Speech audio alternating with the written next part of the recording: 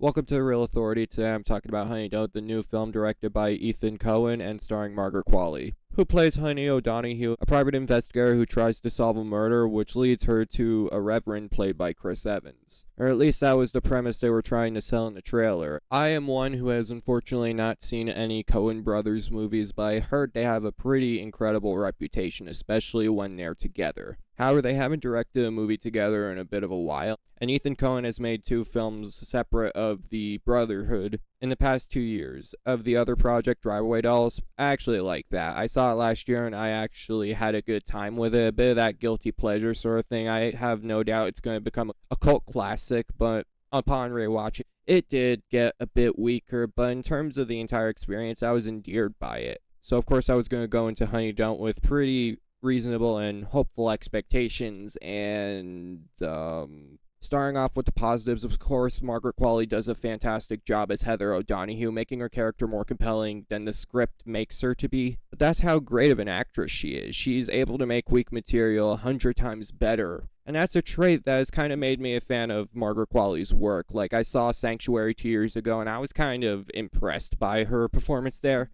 And the other movie she's in, she commits, and she doesn't slack here. Chris Evans also delivers an entertaining performance as Reverend Drew Devlin, although the script doesn't give him much to do either. Some jokes did land. I'm pretty sure the trailer set it up as a comedy, but also Drive-Away Dolls kind of made that my expectations. Some jokes made me chuckle, exhale. When the movie focuses on the central plot, it is mostly engaging and interesting. Ari Wegner's cinematography is good too, and I guess a lot of the reason why I'm like prolonging the positives is because Qualley does such a great job as Honey that you do care for her character a lot of the time. But this movie is such a bizarre mess that I'm honestly surprised it turned out to be such. Like, Drive-Away Dolls is by no means a perfect movie, but it had its charm, it had its focus. This movie doesn't even really deliver on the central premise. It tries to go in multiple directions, enough so that the main premise takes a backseat to 1,000 other side plots that don't really matter.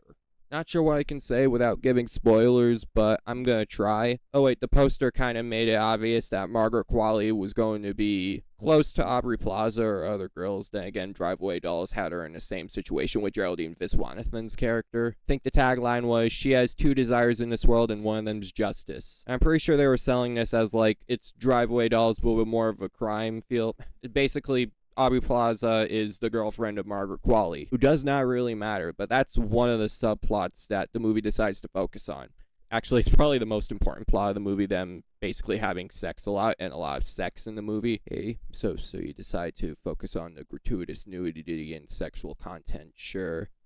I'm not one to appreciate that as a positive, and I'm not going to give it a positive because I'd rather have a good story. Sex is not an excuse for having no story. It's just not. I know that there's an audience for those kind of movies, but don't promise in the trailer that it's going to be more than that, especially when the central premise isn't even a damn focus. I know it's not the only subplot, but it's like the one that I can actually talk about without giving spoilers. Maybe I'll get into spoilers, I don't know, but come on. You literally sold us on the premise that Qualley would be solving a crime case with Chris Evans, and Chris Evans doesn't even have that much screen time in this movie, which is just so bizarre. Drive-Away Dolls had a clear, focused premise. This one is all over the place, and I don't get why.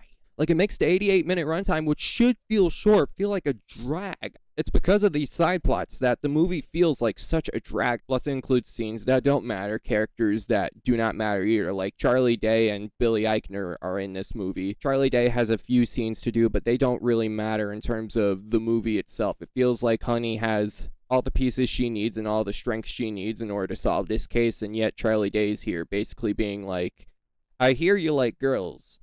I still want to take you out. Also, Billy Eichner's character, like, the movie tries to have him in as like a joke character, and I don't get why. There are a lot of characters that just don't enhance or benefit the plot whatsoever, and it just feels like this movie didn't even need to be 88 minutes. It feels like if you take out all the pointless characters, you'd have the runtime of a TV special or a short. And the fact that the movie focuses so much not on the plot but on other crap like sex, it makes it so that when the movie finally decides to wrap things up, it comes across as no real payoff. In fact, I don't think the movie decided to have a payoff. I'm not going to take too much time talking about Honey Don't. I'm just going to wrap it up there because it's so bizarre how much this fell off. Like, Drive Away Dolls was pretty shockingly enjoyable, and I still stand by that. Overhated for sure. I have no doubt that probably people will leave Honey Don't feeling less satisfied. Margaret Qualley does a great job with her character, but even she can't save it, unfortunately. So if you're into nudity and sexual content excessively and are just not there for the plot, sure. The Real Authority's not, so as much as this breaks my heart, I have to give it a rejection for it.